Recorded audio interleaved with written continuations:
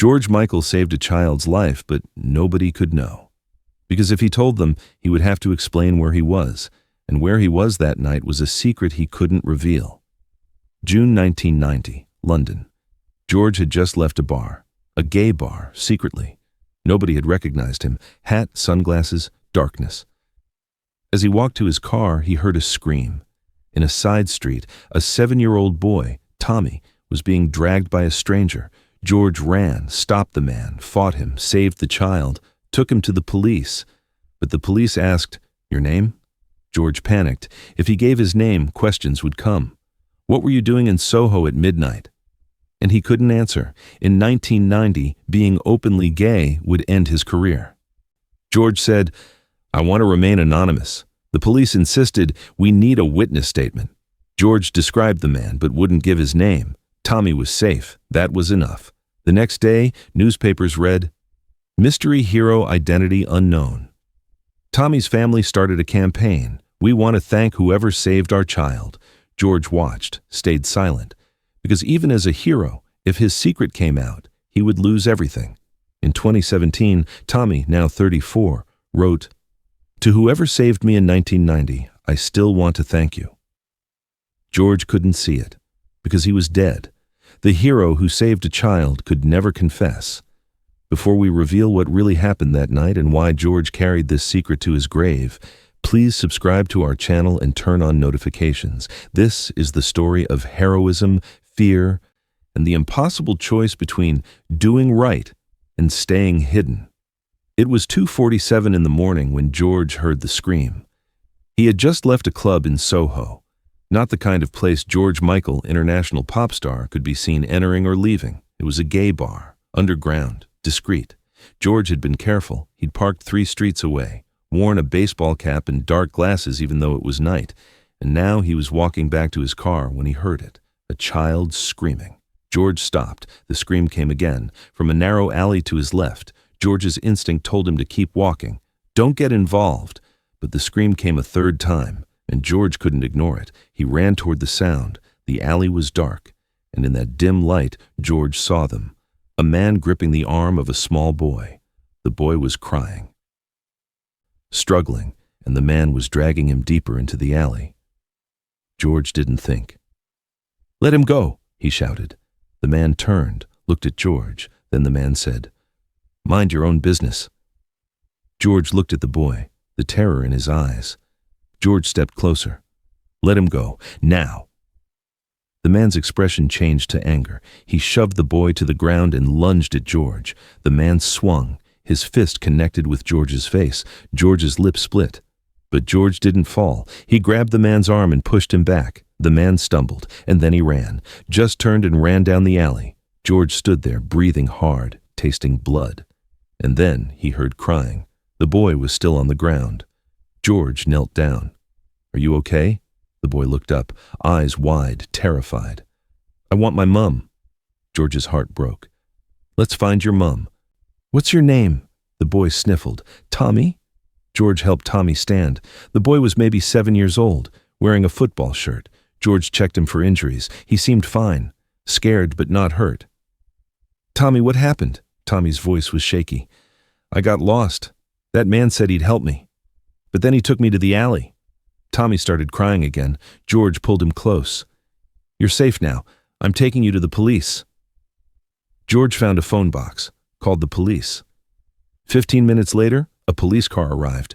2 officers got out. One knelt down to talk to Tommy. The other approached George. "You're the one who called?" George nodded.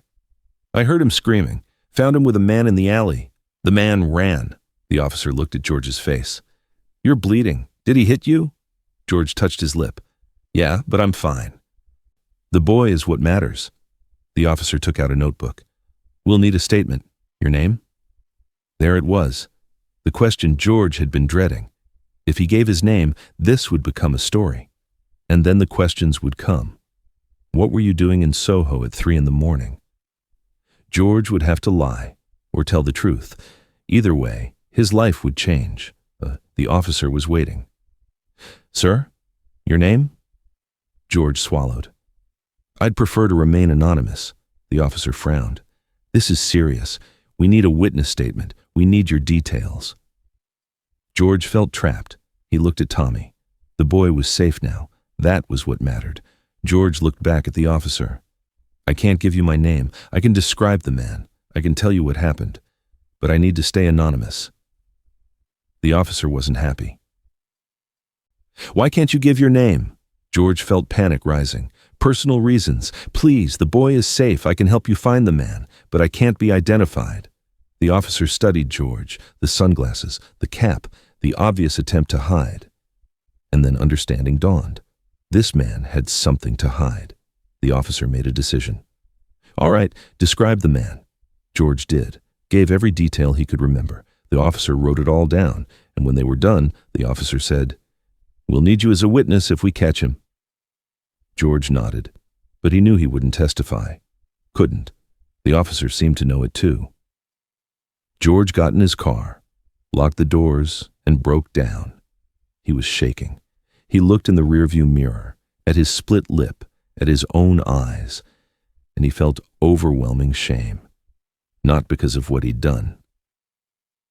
Saving Tommy was right, but because of what he couldn't do. He couldn't stand up and be counted, couldn't be the hero in public, because being a hero meant being visible, and being visible meant answering questions, and answering questions meant revealing where he'd been.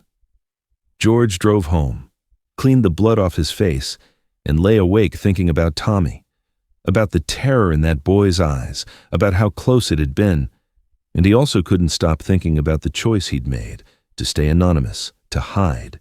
Even after doing something brave, he was still hiding. The next morning, newspapers had the story. Mystery hero saves boy from abduction. A 7-year-old boy, Tommy Wilson, had been approached by a man offering help. The man had led Tommy into an alley, and then a stranger had intervened, fought off the attacker, saved the boy. But the hero had refused to give his name. Tommy's mother, Jennifer Wilson, was quoted, "Whoever you are, thank you. You saved my son's life. Please come forward." George read the article and cried because he wanted to come forward, wanted to accept Jennifer's thanks, but he couldn't. Because coming forward meant exposure, and exposure meant the end of everything he'd built, his career, his image. George Michael, the heartthrob. All of it would crumble if the truth came out, that he was gay, that he'd been at a gay bar, that he'd been living a lie. Over the following weeks, the story stayed in the news.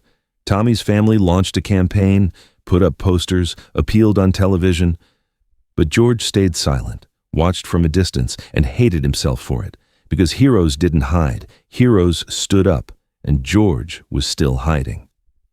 Years passed. George made music, toured, struggled with his identity, and in 1998, he was arrested in Los Angeles, forced out of the closet. The secret he'd protected was exposed, and George's first thought was of Tommy, of that night in 1990, of the choice he'd made to stay hidden.